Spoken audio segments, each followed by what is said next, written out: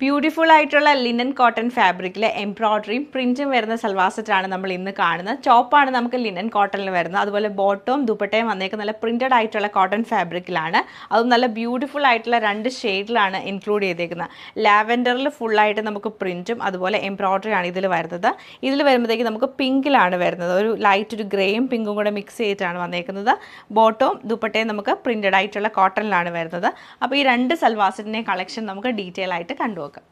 ഇങ്ങനെയാണ് ഈ ഒരു സൽവാറിൻ്റെ ഡിസൈൻ വന്നേക്കുന്നത്. നമുക്ക് ലൈൻസ് പോലെ എംബ്രോയ്ഡറി ആണ് ചെയ്തേക്കുന്നത്. റണ്ണിങ് സ്റ്റിച്ച് ഇങ്ങനെ വന്നേക്കുവാണ്. അതിൻ്റെ ഉള്ളിലൊക്കെ ബ്ലോക്ക് പ്രിൻ്റ് ആണ്. ബേസ് കളർ ഡാർക്ക് ലാവൻഡർ വരും. എന്നിട്ട് നമുക്ക് ലൈറ്റ് ലാവൻഡർ കളറിലും കൂടിയാണ് ഈ ഒരു പ്രിൻറ്റ് വന്നേക്കുന്നത്. ടോപ്പ് ഫുള്ളി ഇങ്ങനെ പ്രിൻറ്റ് വരും.